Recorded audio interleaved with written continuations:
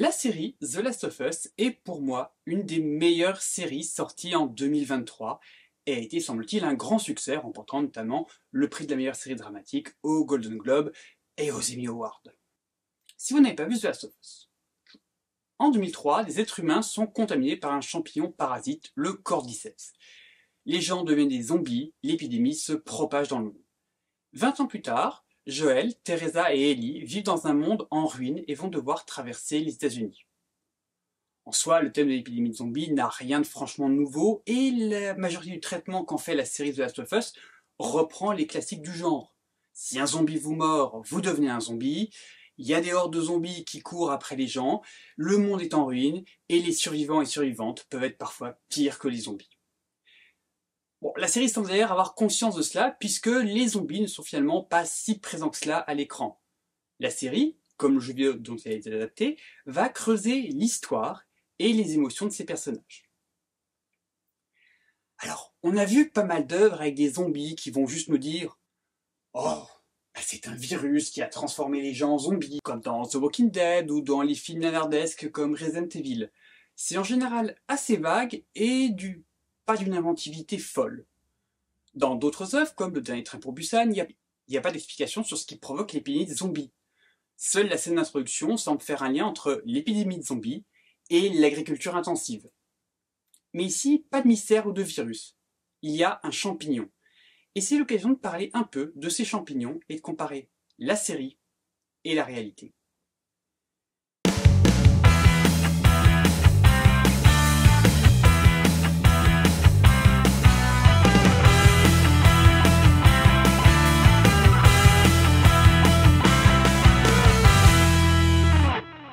Le jeu vidéo The Last of Us a choisi de s'inspirer d'un champignon qui existe vraiment, Ophidocordyceps unilateralis, qui a la particularité d'infecter des insectes comme les fourmis, de modifier leur comportement pour que les fourmis infectées s'installent sur une feuille et y meurent. Une fois morte, le champignon va se développer, consommant en partie son hôte, tout en empêchant sa décomposition. Puis, sur le cadavre de l'insecte, un stipe, ce qu'on appelle généralement le pied, va pousser pour disperser les spores qui infecteront ensuite d'autres fourmis, et ainsi de suite. Et donc, dans The Last of Us, ce champignon bien réel a muté et peut infecter les humains. Alors, on en parle souvent comme d'un champignon zombificateur, mais ça donne une fausse idée où il ressusciterait la fourmi morte, alors que ce champignon ne fait que modifier le comportement de la fourmi de son vivant. Certes, pour la conduire à sa mort, mais ce n'est que de la manipulation, pas de la zombification. Malgré ce résumé assez simple du cycle vie du champignon, on peut retrouver plusieurs de ces éléments dans la série. D'abord les excroissances de champignons qu'on retrouve sur les zombies et qui défigurent ce corps humain de manière assez visible, mais aussi l'absence de dégradation du cadavre de l'hôte. Ce qui est intéressant, c'est que ça permet de renouveler un peu l'aspect des zombies. Fini l'apparence de cadavres en putréfaction façon The Walking Dead, place aux excroissances fongiques qui poussent sur un corps humain sans le décomposer. En allant chercher d'autres idées pour l'origine de l'épidémie, on peut trouver de quoi renouveler l'image du zombie. D'ailleurs, j'ai dit que Ophiocordyceps unilateralis crée un stipe à partir du corps de la fourmi. Donc le stipe, encore une fois, ce qu'on appelle le pied chez les champignons qu'on cueille, et souvent on a un pied avec un chapeau sur ces champignons. Sauf que l'image des zombies dans la Last of Us ne reprend pas les stipes, mais va plutôt s'inspirer des formes de champignons corticoïdes, des champignons assez différents, sans pieds, comme ceux qui poussent sur les arbres, ou des champignons cantaréloïdes, comme la chanterelle. En fait, d'Ophiocordyceps, la série The Last of Us n'a retenu que le principe du parasitisme, et a agrégé l'apparence d'autres champignons pour créer son imagerie. C'est presque comme si le champignon dans la série était un amalgame de tous les champignons qu'on connaît. C'est pas un reproche ou un défaut, mais je trouve que condenser autant d'espèces de champignons en une seule, ça dit quelque chose de notre méconnaissance des champignons et de leur diversité. Et des fois la série se prend un peu les pieds en confondant des champignons et d'autres organismes, avec ce qui ressemble plus parfois à un amibe qu'un champignon, notamment dans le générique qui évoque plus un blob qu'un champignon. Vraiment, là, ça commençait à tout mélanger.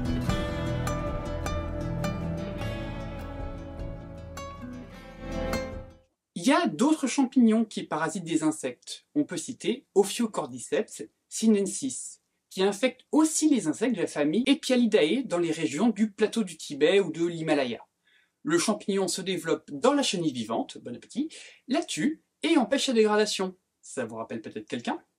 Et le champignon fait pousser son sporophore, transperçant la chenille et émergeant du sol.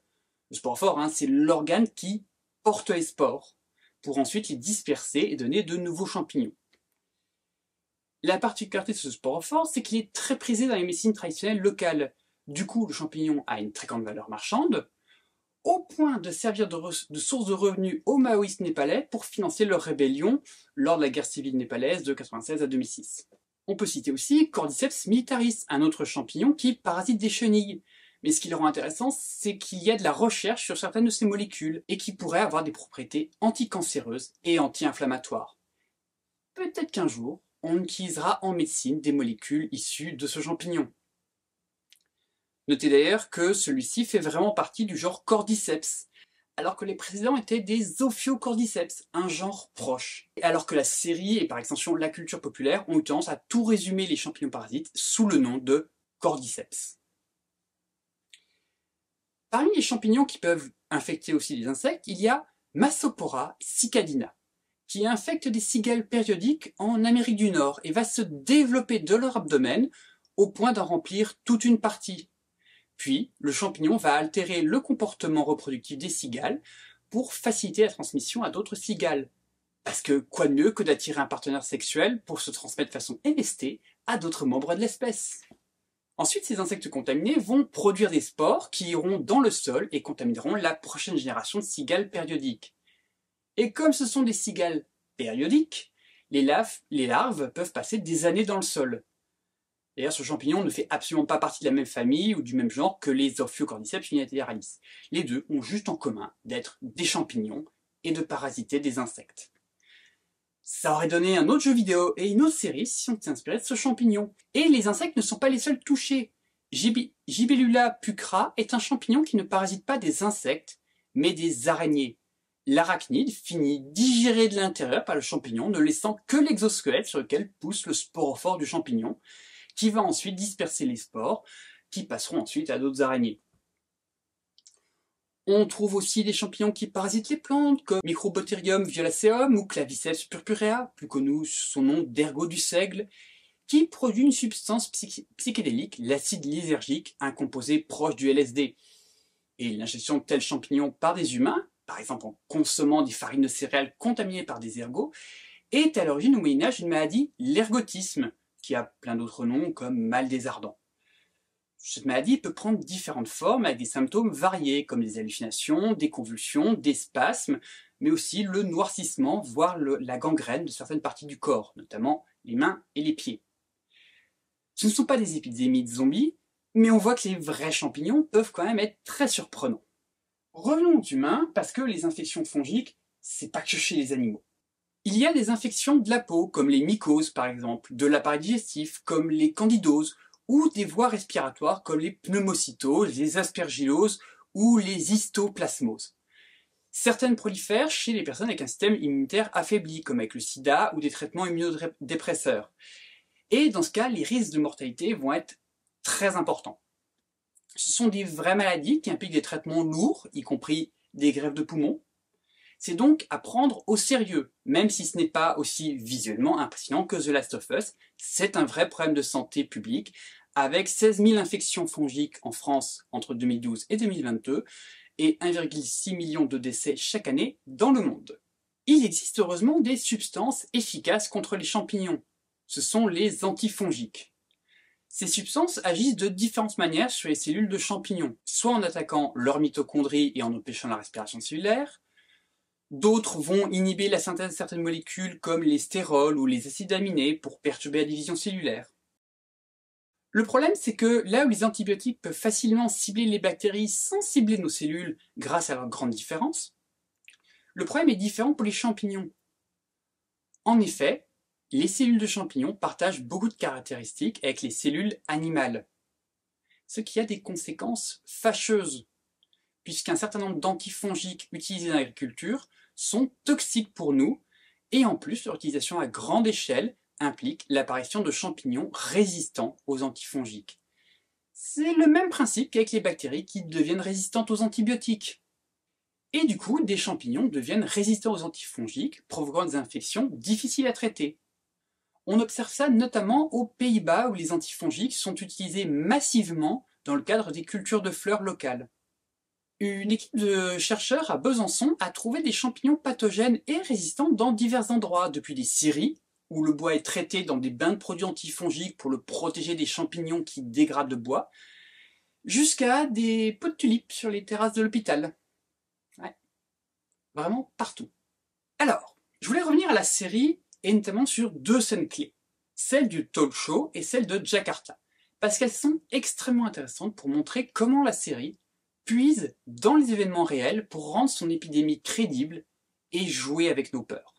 La scène d'introduction de la série The Last of Us est extrêmement intéressante. On a cette scène qui prend place dans un vieux talk show des années 60, ce qui est très déroutant quand on s'attend à voir des zombies à notre époque.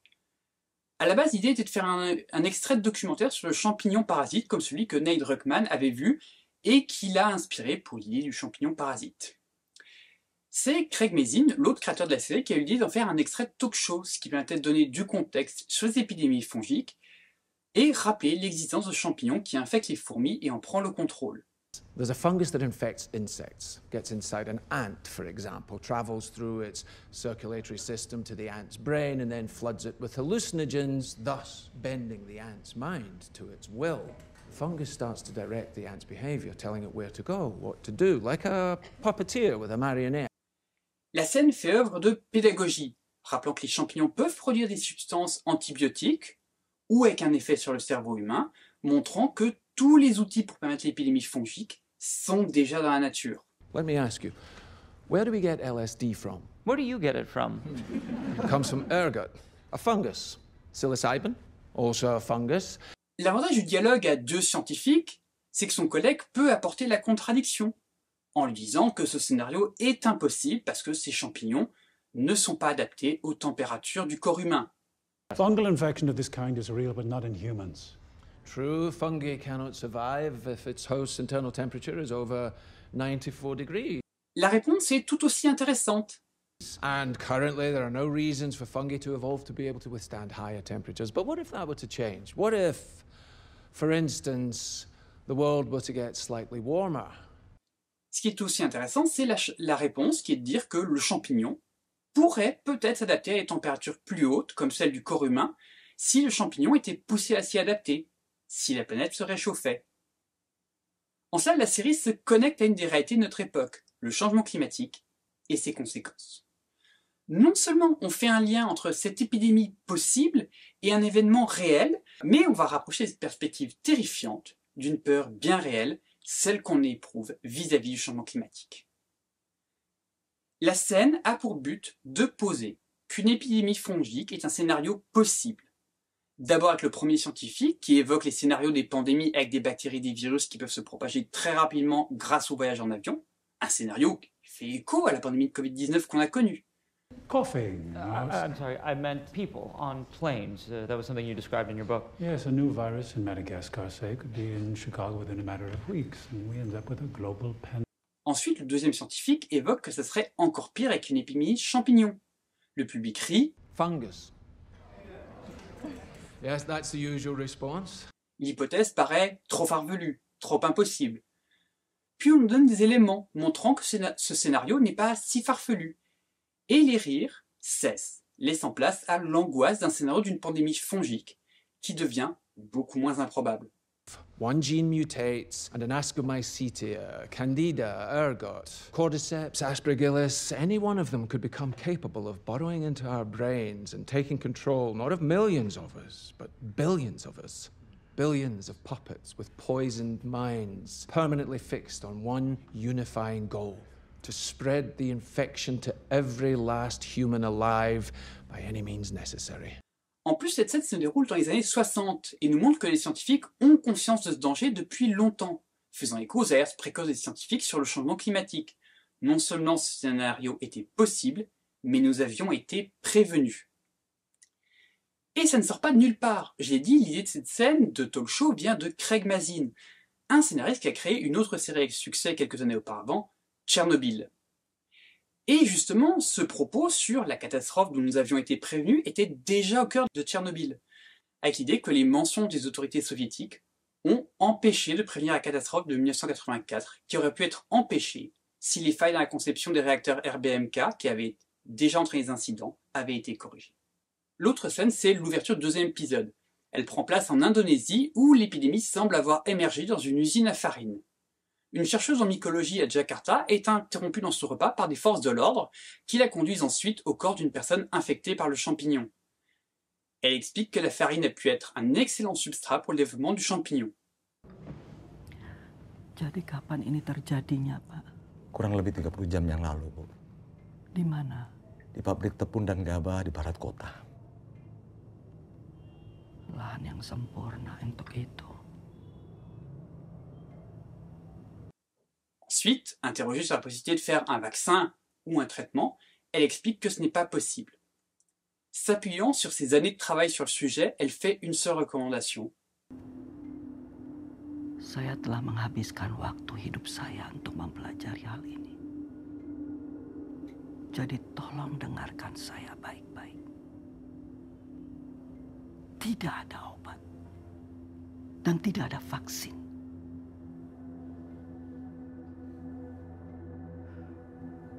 Jadi apa yang harus kami lakukan, Bu?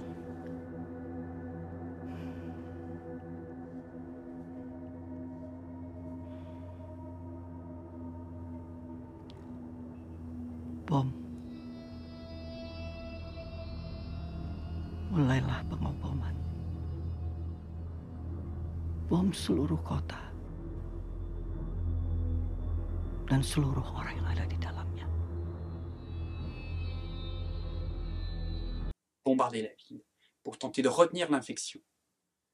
Résignée à mourir, elle demande à être ramenée chez elle pour passer ses derniers instants chez elle, avec sa famille. Maaf, Pak. Apa ada yang bisa antar saya pulang? Saya hanya ingin bersama dengan keluarga, dengan suami dan anak-anak saya.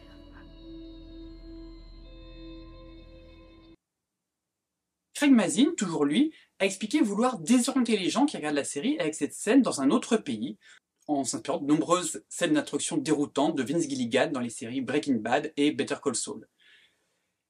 La scène est d'une remarquable efficacité et dure quasiment 9 minutes. Pourtant, cette longue scène n'a pas d'influence sur le déroulement de la série. Les personnages de cette scène ne croisent pas les protagonistes de la série. Cette scène n'est là que pour montrer le début de la pandémie et que l'humanité est condamnée dès le départ. La pandémie fongique ne peut être enrayée par des traitements ou des vaccins. La personne qui regarde la série le sait désormais, mais pas forcément les personnages. En plus, la scène fait écho à l'origine de la pandémie de Covid-19. Dans les deux cas, on connaît le lieu d'émergence de la pandémie. Jakarta pour le champignon, Wuhan pour le virus. Mais pas le premier humain infecté, ni la manière exacte dont l'agent infectieux est passé d'un réservoir animal à l'être humain.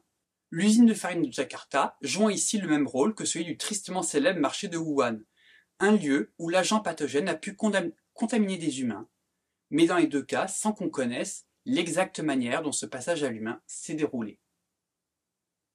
En apportant une réponse partielle à l'origine de l'épidémie, la série réussit à trouver un équilibre délicat.